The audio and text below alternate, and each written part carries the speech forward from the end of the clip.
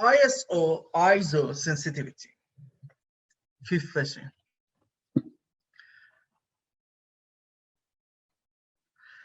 In traditional photography, I mean film photography, ISO or ASA was the indication of how sensitive a film was to light. So if you remember, we were talking about first time and invention of photography. There, all the ways was somehow related to silver, because silver is sensitive to the light, or some different things related to silver. When we were talking about ASA, or the sensitivity of the film, actually we were talking about the portion of silver in the film. So the portion and the size of that tiny silver in the film. It was measured in the number. You've probably seen them on films, like you can see here, 400, 100, or something like that. The lower the number, the lower the sensitivity of the film, and the finer the grain in the shot you were talking. So what I'm gonna say, it's a grain. If you look at this photo, that is actually a film photography. So you see these little things, they are like, you know, they have like texture. This is because they were grain, and they were because of high ASA, high sensitivity of the film. So they are grainy. Now you can do it in your mobile phone when you take a photograph and you go into just adjusting things and put some effect of grain things, or in Photoshop. But that time it was a problem. And not just most of the time it was problem for color photography, and for black and white photography it was acceptable. You see, this is not that much bad here, but all the things referred to tiny portion of silver in the film. If it was 400 or 800, the diameter of this tiny portion of the silver were bigger, so they come through the photos and we could see them, and they make texture, and that was not too, you know, bright, or everything that was not clear. In digital photography, ISO measures the sensitivity of image sensor, because it is a digital thing.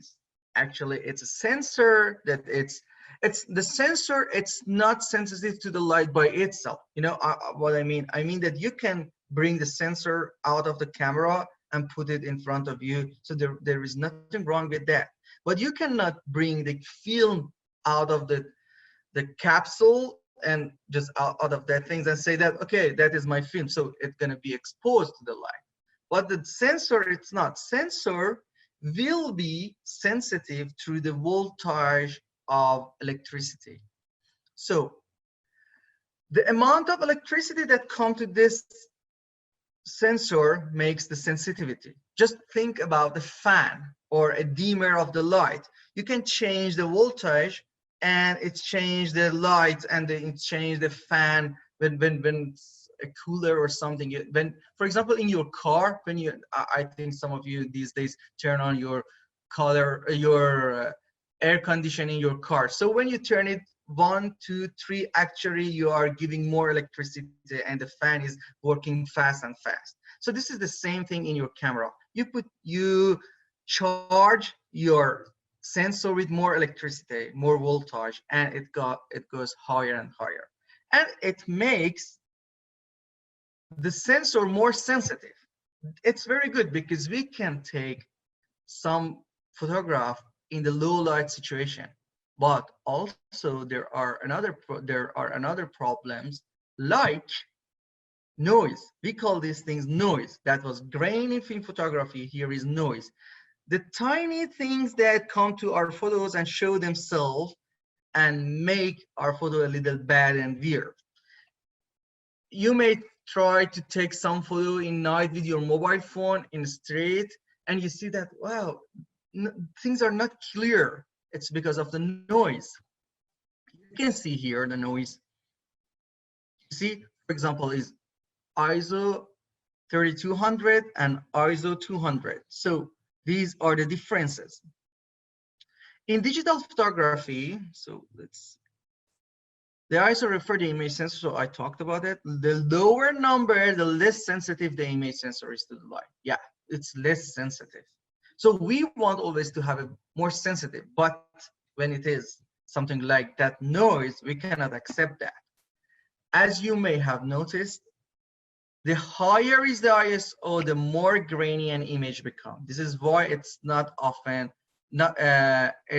often not considered to be good practice to only adjust the ISO. So this is why we put the ISO for the end, because I wanted to learn you two other things from the triangle. This is very important. Now we are gonna talk about ISO.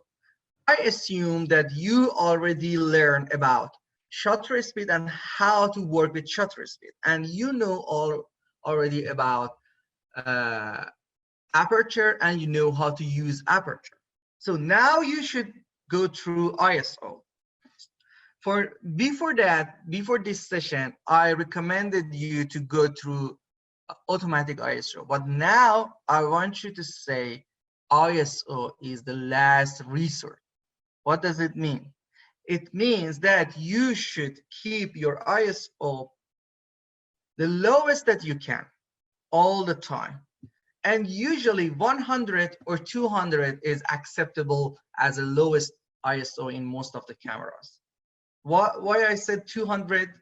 Because some cameras adjust the main ISO 200 and add too much voltage to come to 400, 800 and go over that and bring the voltage lower than the normal things to come to 100.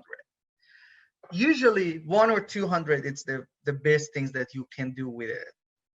But how you can think about it, first of all, is when there is no other way. I mean, you cannot compensate the light with shutter speed or aperture. What does it mean? For example, you want to take a photograph. You see, you're in the street, like this photo. You are in the street and you want to take a photo. So first of all, you see that, oh, it's really dark. Can I bring my shutter speed low and have it take a slow shutter speed photo? You see, if I take a slow shutter speed, I cannot freeze this girl who is playing a musical instrument.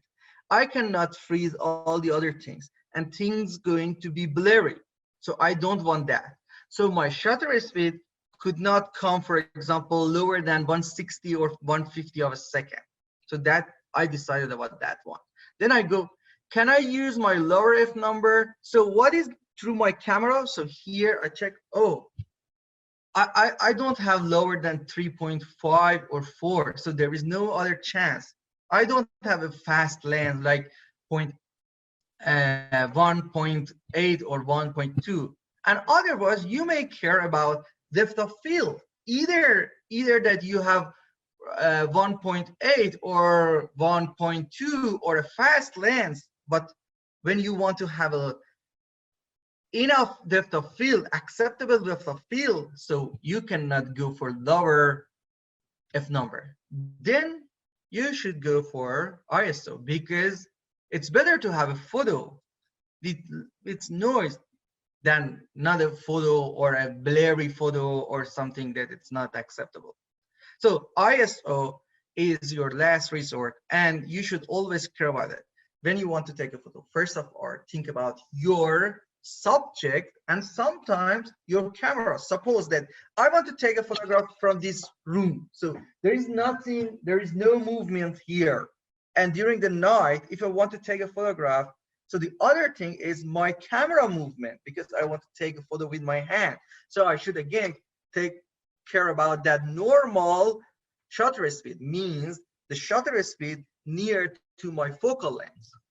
So if I can use tripod or fix my camera somewhere, that's easy. There is no movement here. This sofa, this table, this TV won't move if I do not take photo of them for 1 hour. So I fix my camera, even when it's completely dark, I fix my camera and I just assume the light maybe for 30 seconds, and the things are still there, and I take my photo with 100 ISO, not more than that. You may ask that, so why all these cameras are competing with each other, and every years are different kind of camera? One of the things that these companies are really care about it's low light photography. Means the potential of the camera in low light, the performance of camera in low light. And this is the things that make some part of their price. And you see, nowadays, 2020 or 2019, Sony A7 Mark III is among the best camera in low light photography.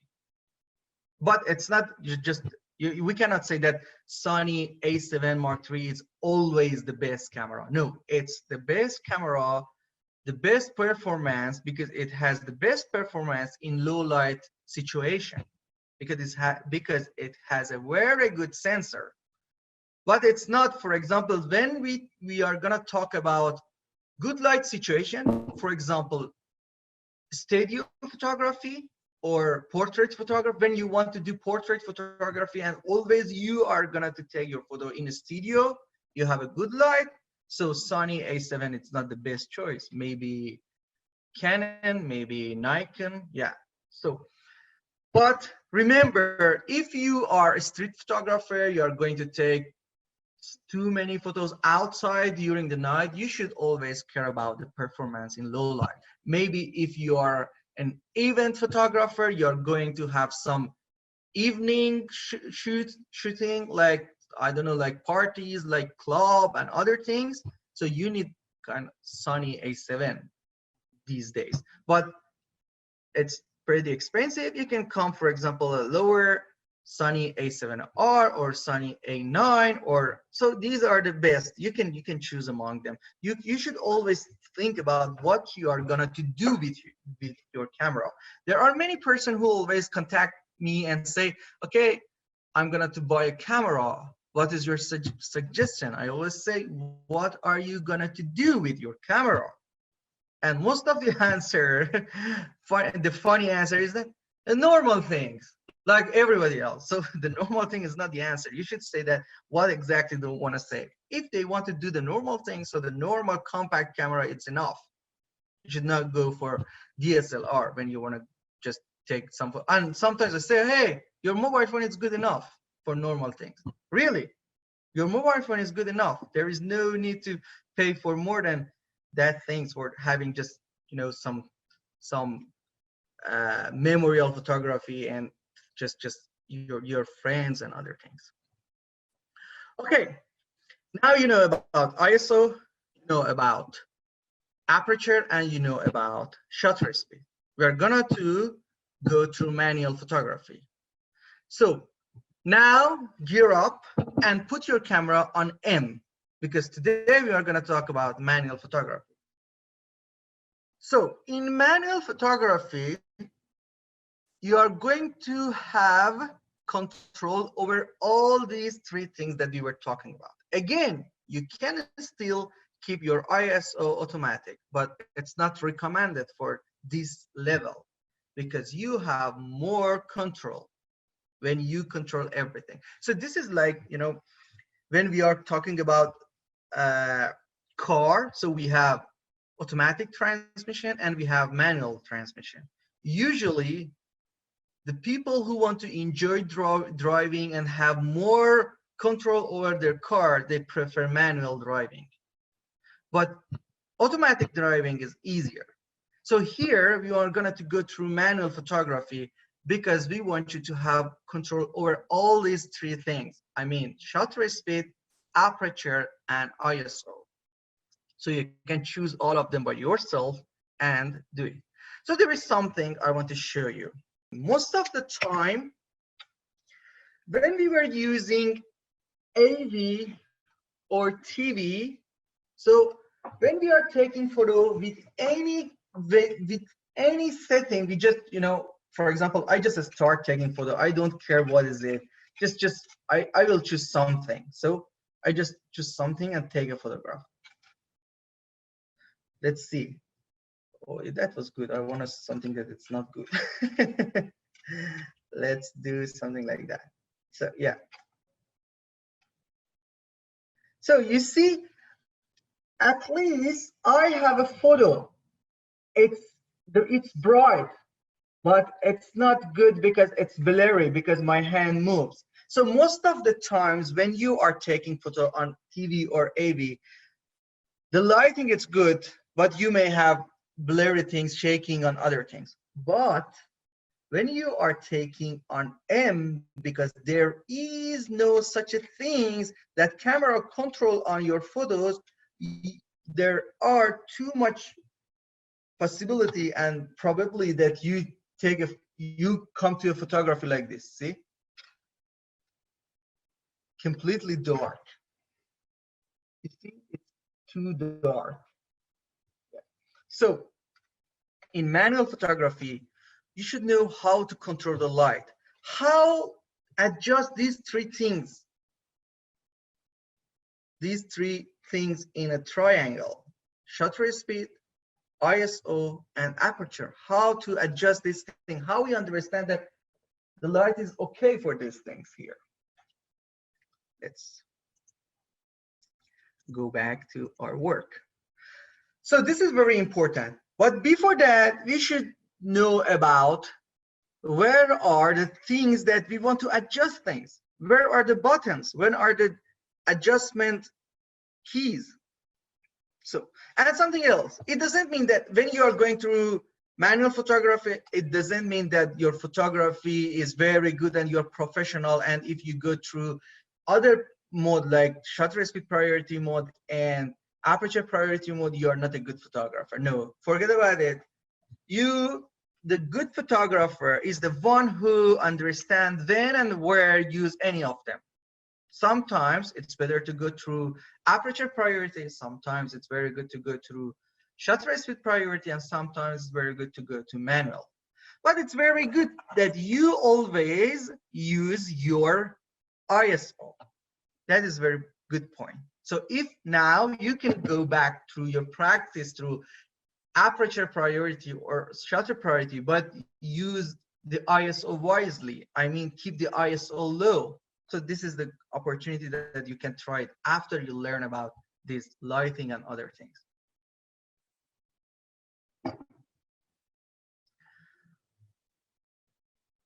So first of all, let's talk about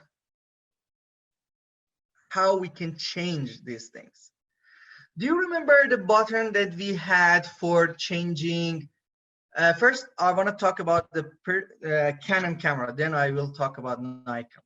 So you remember the main dial that we were using during aperture priority and shutter speed priority, I mean AV and TV in Canon. So we use the main dial here. So now the main dial keeps for changing the shutter speed. So the main dial is for changing the shutter speed. But there are back of the camera, so there are two kinds of camera. You see that they have back dial and they have some keys.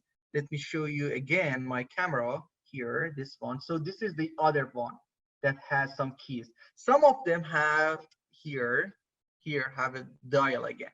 So if you have a dial here, so this dial should be for changing aperture. So the main dial means here, the main dial in Canon camera is for shutter speed. And if you have a back dial, it's for aperture. And here, so yeah, if you have this, and it should be on, some of them are locked. So the main dial here. And in Nikon camera, you have the front dial, you can see here with the red things on it here. And you have the back dial. If you have the back dial and red layer, the back dial usually is for shutter speed, the front dial is for aperture. So just think about it in your camera. And the camera that they don't have the back dial, there is AV button in your cameras if you have Canon, and that sign, that pointing with finger, in Nikon. Just find these things if you don't have the back dial.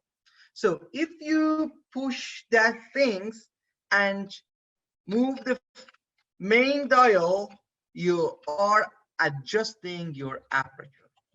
So again, I want everyone try it and tell me that they find it.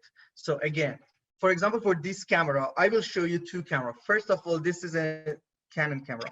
This is the main dial for changing shutter speed. See, shutter speed is changing. And there is AV button here. If I just push it and keep it, then let me work with two hands.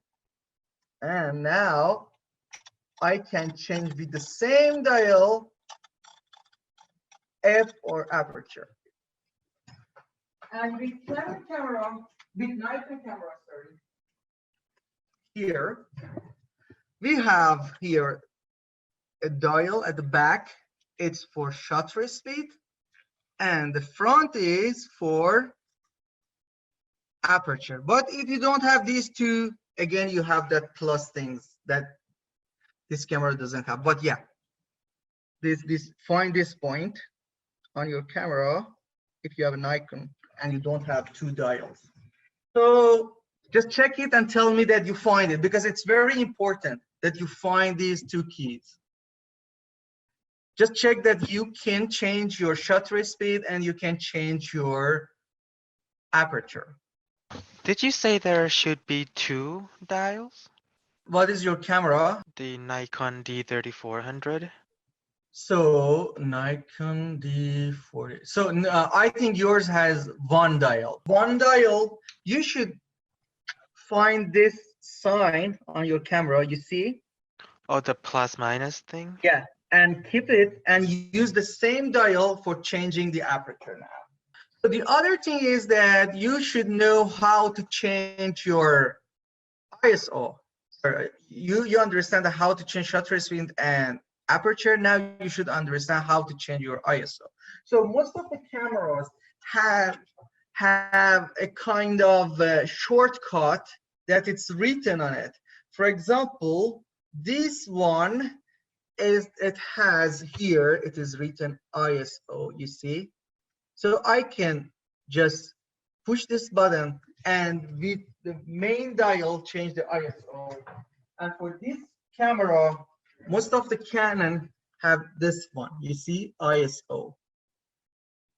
I can push the ISO button and change it through the main dial. You see here? I can change it.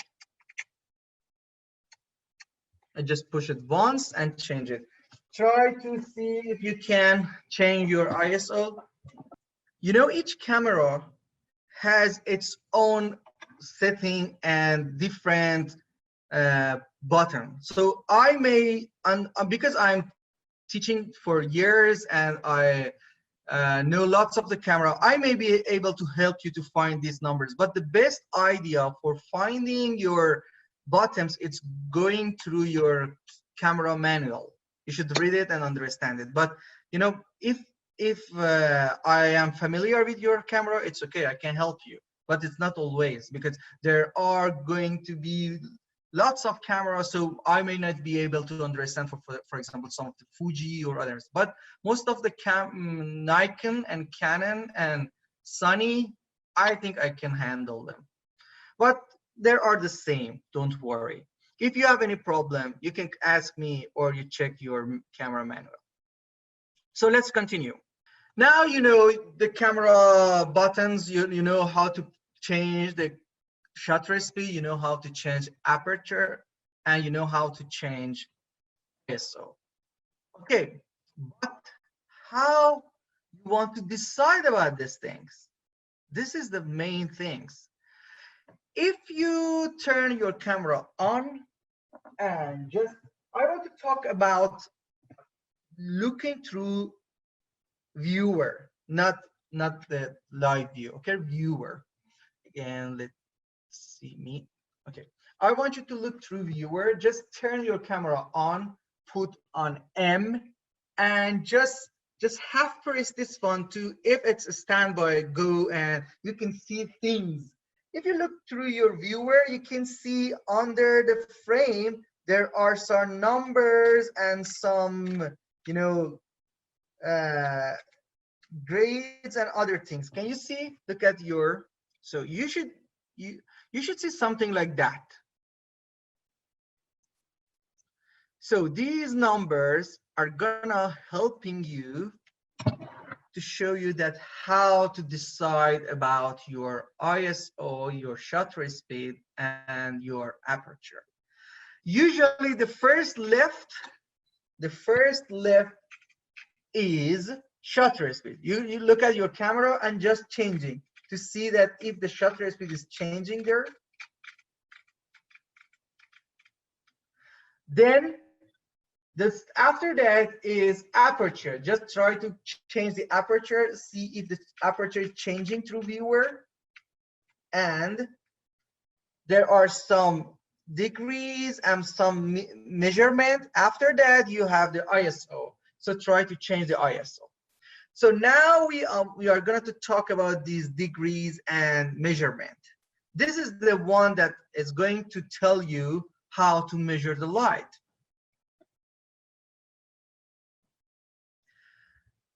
So we call them light meter. So the things that you are looking at, that degrees, that numbers, actually is light meter. And we are going to metering the light. We are going to measure the light. So if we put the point, so there are different things. In Canon camera, you see something like this that you are seeing in your screen.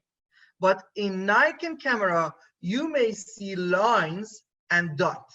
When it's dot, it means like the first one up means it's okay. But when it's line and going to right and to left, it means that you are one stop higher or two stop higher or one stop lower or two stop lower. This is the stop that we were talking all these sessions. So you see each stop has 3 parts.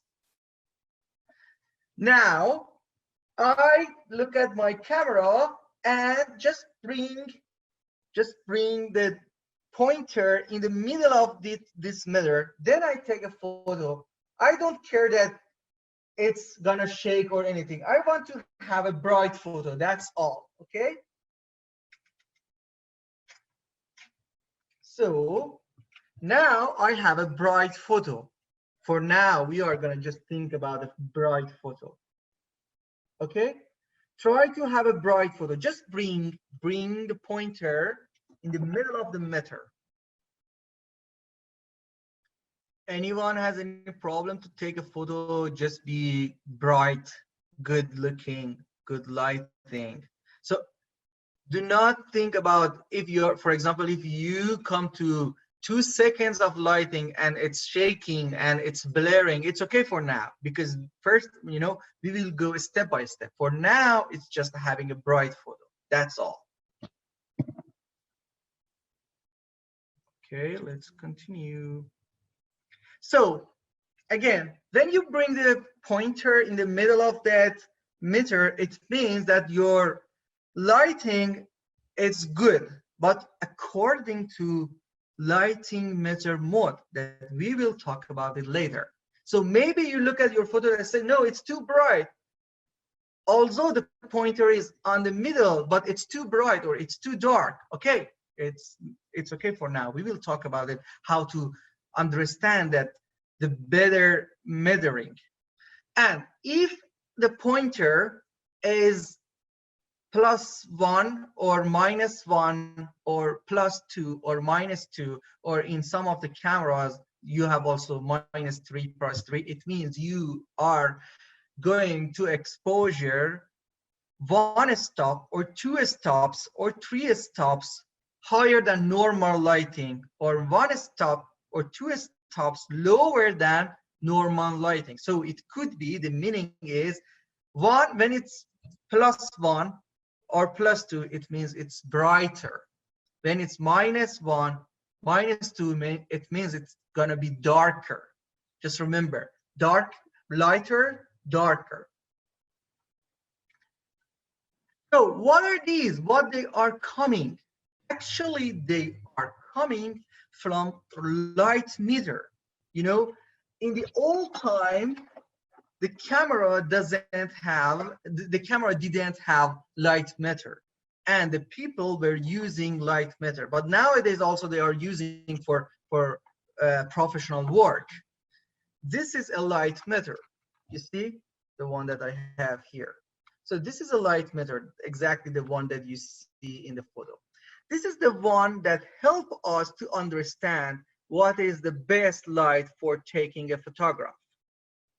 So I turn it on. I will show you how it works. So first of all, I turn it on. Now, because it's not only light meter, but also a flash meter, it's now on flash. So I change the mode to light meter. 1. Okay, now it's light meter. So ISO is 100. Can you see the ISO is 100? Then the shutter speed is 30 of a second. And F, we don't know about F. So first of all, I adjust my shutters. I want to look at this one because it's exactly according to the way that we are gonna think about our thing, our triangle, our exposure triangle in our mind. As I mentioned earlier, first of all, you should care about your shutter speed. Is it a moving object, or it's some place that they won't move?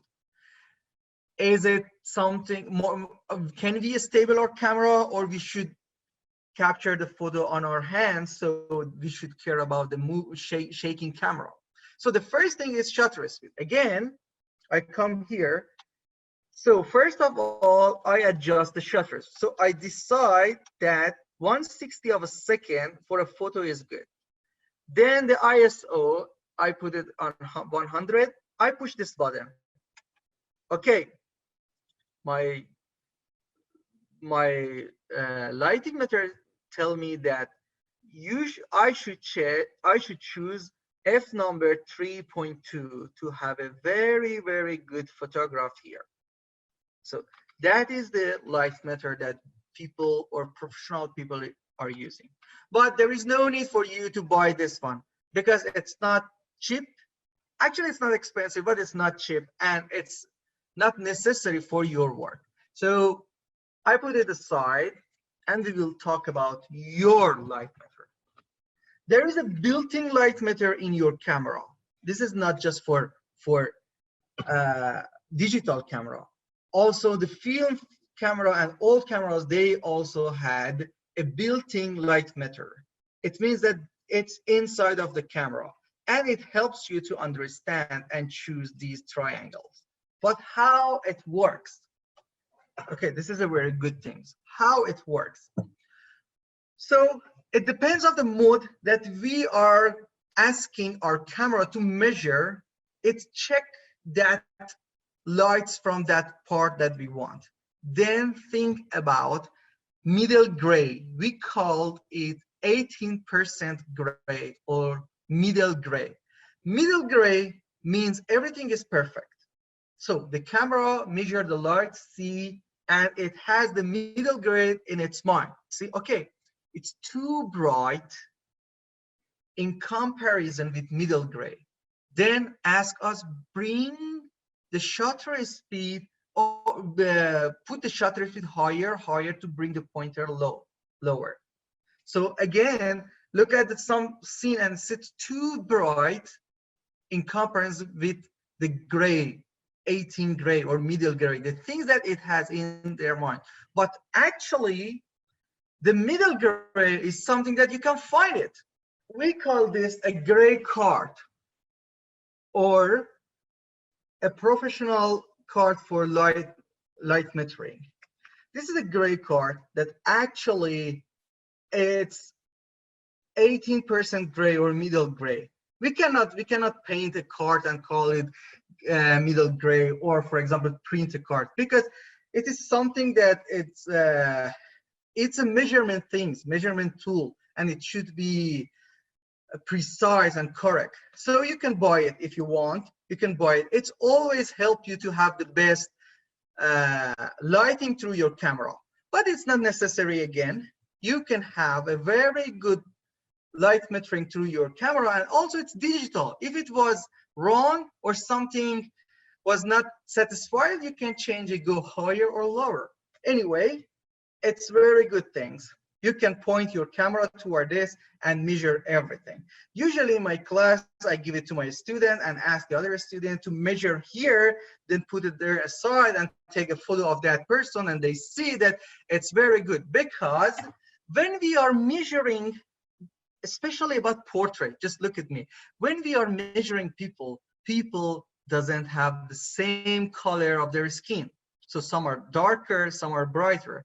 When we measure the lights from their face, so it could be wrong, because camera doesn't know that this person is a bright person, is a white person, is a black person, it's a middle, so it doesn't know. But this is the gray, and this is something standard. So you can decide about your lighting, and we put it aside, and you can take a photo of me. So it doesn't matter that I have a bright skin tone or I have a dark skin tone.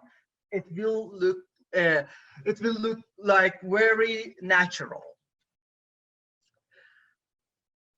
Okay, let's continue. So these are light methods. Actually, the right one is the one that I have, and the left one, I think something like this we have also at the department, something like this, not exactly this one. They are very good one, and nowadays most of the photographers use them for as a flash meter, because they are also flash meter, not for light meter. I myself, I won't use it as a light meter, because the camera light meter is good enough, and if I want to be precise, more preciser and have a very good photo, so I use the gray card.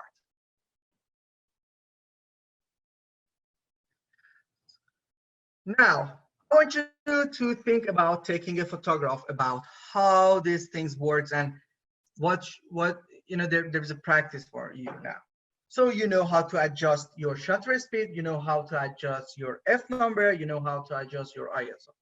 I want you for now to just walk around your home or backyard or anywhere near for 10 or 15 minutes. Try to capture the photos. Okay, just remember these things. First of all, you are gonna to take a photo anywhere for different eyes, for different lights. For example, this room is a bright room, but the other room is dark room. So I will go take a photo there and here. If it is neat, and I try to keep my ISO as low as possible.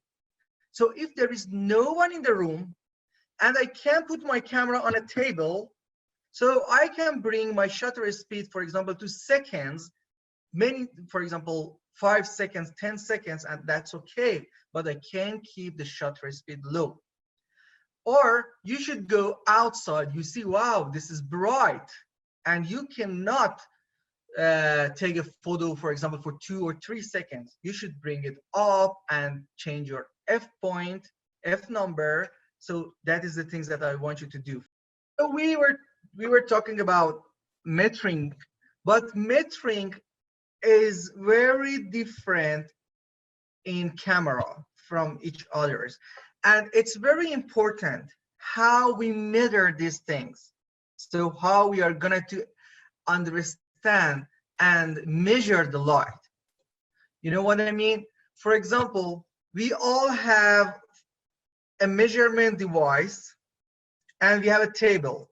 So people ask you to measure that table, but it's very important to do it precisely, to know how to measure it, to know how to put your meter and how to put your measurement device. And this is very important. For example, nowadays, most of the architectures, most of the architect, they have a kind of laser measurement.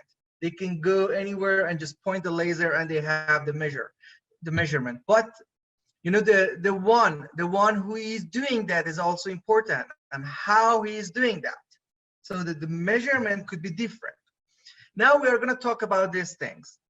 Most of the cameras, actually, they have three main metering mode. What does it mean? It means that when they are going to measure the lights, they will measure differently in three different ways. First of all, it's a small spot, then it's entire, the whole, and it's partial, means some part. So in short words and simple words, when we have a frame, for example, this is a frame. You are looking at me, and this is a frame of me, okay? So when a camera wants to measure the lights of here, there are different, you see that there is a black TV, it's black completely, and there are white wall, and me in the middle, that it's a middle of different things. So how a camera gonna measure these things? How about that black things, how that white things, and all this together? So there are three things. First of all, a camera can precisely measure any spot. For example, we can point our camera through that black things and just measure the light according to that one. So if we measure according to that one, because the camera see that it's too dark, it's black in comparison with that middle gray, so it said, yeah, it's too dark here. But if we point the camera measurement through the white light, said, wow, it's too bright here, we should bring it down, bring it low. So we should think about it, that how we are gonna spot just part, this part, that part, or some part of it, partial, or the whole things. So these are three ways that most of the cameras gonna measure the lights according to the same. Let's continue. So because most of you here have Nikon or Canon, and bring these two pictures of Nikon and Canon. In Canon, you can find most of the cameras, you can find 4 or 3 metering mode, and in Nikon, you can find 3 metering mode. So before going to that, I want you to go through your camera, I will show you right now, and find these metering points. Locate this metering point. Where are them? In Canon camera, if you press the quick menu, so in the back you have a quick menu, you will find at the quick menu, see here, the quick menu in Canon. This is quick Q here, and through the quick menu. Again, you see here, quick menu, and that one is not this one. That one is a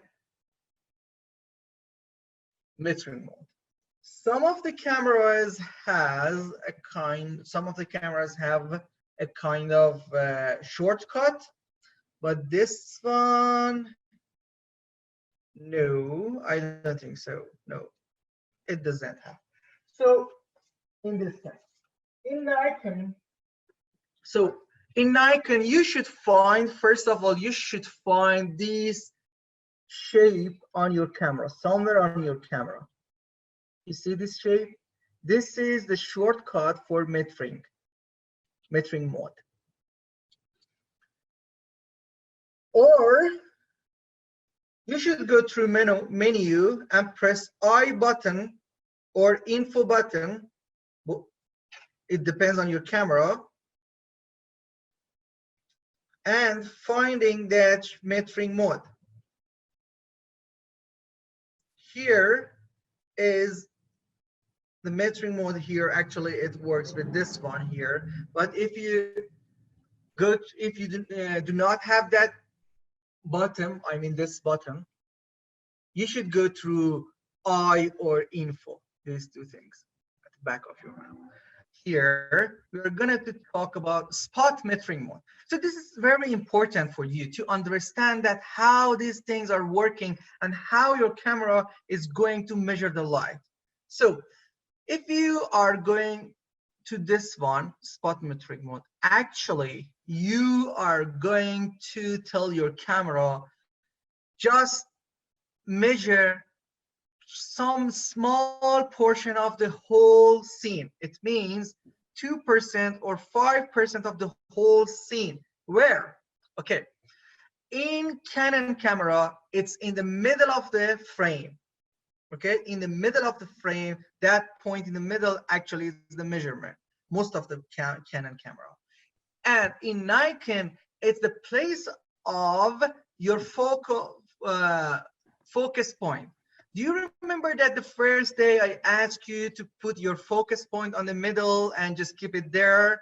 So now, if you keep your focus point on the middle, then you understand that the middle, just exactly middle, in the center of your frame, is the part that you are going to measure with that one. So look at these 3 photos of this beautiful girl. If you see, on the left one, we have a dark, and on the right, we have very bright, and on the middle, we had a good photo. So what happens? First, on the left one, actually the photographer measured the light according to a white card or white scene or white spot. It's not a good part, and the photo could be dark. In the middle one, the photographer went for gray card, and that's perfect. And in the right one, the photographer measured the point that is completely dark, so that is very bad. So suppose that there is no card, such a card there. If the photographer just point the middle of the camera wrongly through her clothes that is black or her hair that is dark, so it could be too understanding that the scene is too dark and the final photo could be too bright. Remember, we should point the place that we want. If we are going to take a portrait photo, it's better to use a gray card. As I mentioned earlier, the skin tones are different. So we cannot measure from the skin tone. Some people are white, some people are black, and some people are brown. So we cannot do that because it's not a precise measurement. But the best one is a skin tone. When we do not have anything, when we do not have a gray things in the scene or a gray card, that is the only things that we have. That is all. When you are going to take a photo of the scene like this, it's not good to go through this spot one.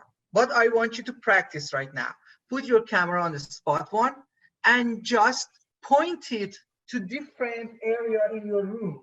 Okay, like me, I pointed to different area and I see that that measurement is changing from just centimeter to centimeter. Okay, for example, if I just check the TV, it's pretty dark, and go to the wall, it's pretty light.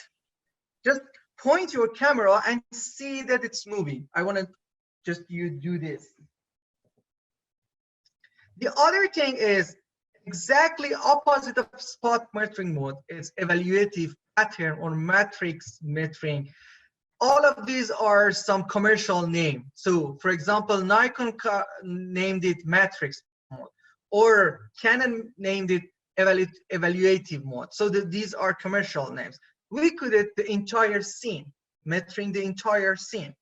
Actually, what happened here, so they measured the entire scene, whatever we have. For example, if you're looking at this scene that I'm here, so you can see the whole things, the camera is seeing through that one, and measure all of these things. The bright, the dark one, the middle one, and it's gonna to sum up all of them, then find the average one. So find the average among all these numbers. And what the average is it's gonna be the source, the average and the gray. So they can adjust it through the gray things. So it's gonna, in this mode, the camera is going to measure all of the scene. See here, in this photo, for metering, for Nikon is this shape, and for Canon, actually evaluative metering mode and center weighted average are the same. In Canon, they are the same. Actually, they are not much difference. We will talk about it, and I will tell you that why they are the same. So this is why most of the Canon, they have 4, and most of the Nikon, they have 3, because 2 of the Canon are the same. So here, approximately the same, a little bit different. So here, put your camera on one of these things. If you have Canon, put on these things, center weighted average or evaluative. I ask you to put it on center weighted average, because center weighted average, it's nearer to the metrics on Nikon. So look at this one and see what you're seeing. You can, when you have center weighted or metrics, when you're putting through some scene like this one, the things are not going to change by just moving the camera to right or the left, because the whole setting are the same. But with spot, every movement change your measurement. Okay, let's continue. The third one is partial one, the partial metering. So in partial metering mode, Canon cameras measure around 10% to 15% of the center of the scene. Nikon cameras don't typically have a partial metering mode, but in center weighted metering mode, the one that they call it center weighted, you can see in the photo, that one, they will do the same things that Canon do in the partial metering mode. So actually we could say that partial metering mode is the same as center weighted metering mode in Nikon. So forget about these names, because they are commercial names. We have just 3 kind of metering mode. Spot metering mode, that's just for one place, one spot and small portion of the scene. Partial, 10 to 15%, and the whole scene, entire scene. Look at all of these together here. So usually in Canon, we have these 3 things. So the first one, the dot one, is a spot one. In Nikon, I'm talking about Nikon, the right one. So the dot one is spot, and we can put the spot through our subject and take a photo of that. And the second one is center weighted, actually the name, but it's the one that who measures some part of the area. The second one in the middle one. And the last one, Nikon call it metrics, and it's the measuring the whole scene. On the left, we see Canon. There is a spot metering, that just a spot in the scene, partial 10 to 15%, and we have center weighted average metering and evaluative metering.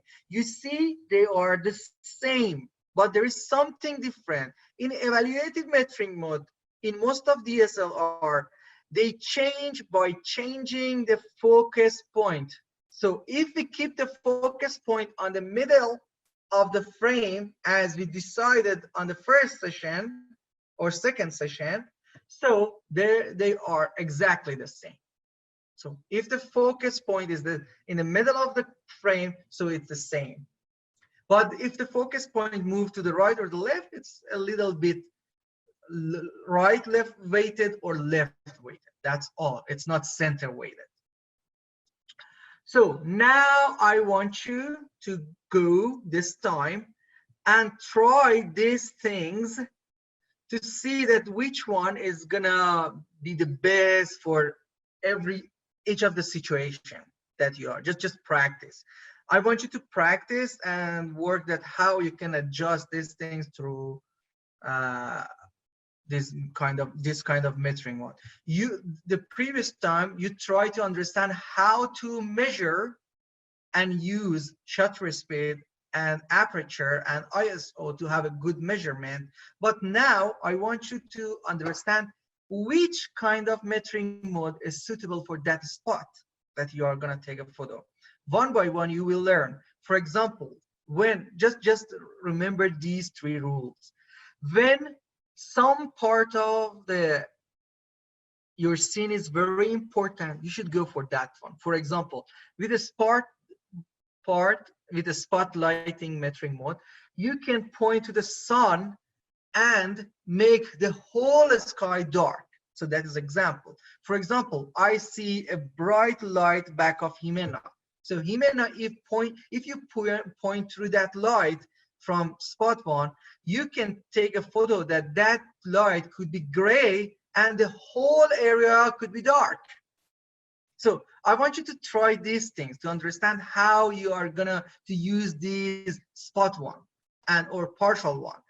Try to take a photo, it's the same scene from different metering mode to understand the differences. Okay, what is the bulb mode? So with the bulb, if you look at the right one, this is the bulb, not the light bulb. This is the old bulb that people using it for press the shutter button from far from the camera. So that is the old thing. They just screw it on the camera, and it's like a, pressing with blowing or pressing with air. Just they press it, and with the air pressure they put the shutter button.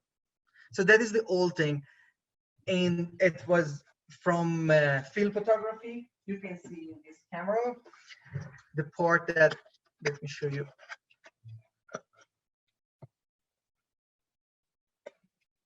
If you look at this old camera, let me bring it back. If you look at this, this is the shutter button on the camera. So you see this one, not this one, this. So they can screw these things on the shutter button and press from there, and here put just taking a photograph, like just pressing there and taking a photograph here, something like that. So nowadays we do not have these things, but still we have the name of that technique and we call it bulb. So for this one, what does it mean? It means that we can take a photograph without any time preset. For example, when we say 1/60 of a second, or when we say 2 seconds, or when we say 5 seconds, actually the camera automatically start taking photograph from one point to this next point, just for example 5 seconds. But this option give us just the free hand. We can take a photograph without any time limitation. Without any time limitation. Okay. Now I put this one on B. So where is B? In most of the camera, let me show you again. In most of the camera, if we go through the left and add, you see, so this is now, I will go to the end, 10 seconds, then 15 seconds, now 20 seconds, and now 25, 30, and I have bulb. You see, now there is a free hand. I want to show you from the inside of the camera. You see here, look at here, please. So, and you look at my hand. There is no limitation. I just, with my hand, the mirrors go up and the shutter will open. See? And if I, like this. So there is no time preset in the camera, and everything depends on my hand. This is bulb. And so what does it mean? What is good for? Why we should have something like that? Sometimes we want to keep our shutter too many time open, like this photo. Look at this one.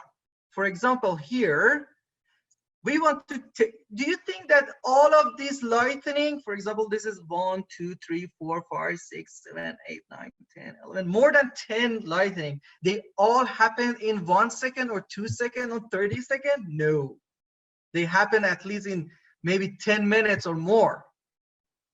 So the cameraman, the photographer, put his camera on the tripod and put it on some place that it's completely dark. The sky is dark. It's obviously it's the middle of the night, and he just put the camera on the bulb mode and just press the button and make the shutter will be open for 10 minutes, for maybe 2 minutes, maybe for 15 minutes. I don't know about this photo. And during this time, he can capture 1, 2, 3, 4, 5 lightnings. So that is the point. But do you think that all time during all this session, actually the camera one was standing and his finger was on the button? No, it's not the way. For all the time he was standing there. No. Usually we have something that we call it, if you look at, you saw that photo, now look at here. We have the sign of these things here. You see? You see this sign? So if you can buy a we call it remote control nowadays. You can put it here. Now it's different because it's electronic, and you can take a photo from that one, far from it. And also most of the cameras nowadays, they can connect wirelessly through your mobile phone, and you can control it from your mobile phone, wirelessly from your camera, wirelessly from your laptop, from your iPad, from your tablet, anything. So you can connect your camera to the wireless setting. Please go through your wireless information if your camera supports wireless. Go to your wireless setting and connect your camera to your mobile phone or computer and try the bulb things. I don't know, you may be aware of the next lightning, but because usually we may have in August or July, but June is actually the rainy month that we pass it, but we may have. You can try some lightning pictures. Usually my students get very good photos. So this is one thing. And also the other things that we want to keep the shutter as long as we want. Keep the shutter open as long as we want. For now, I want you to just know these things and try to connect your camera to your mobile phone. And please try to see that if you can put your camera on B mode.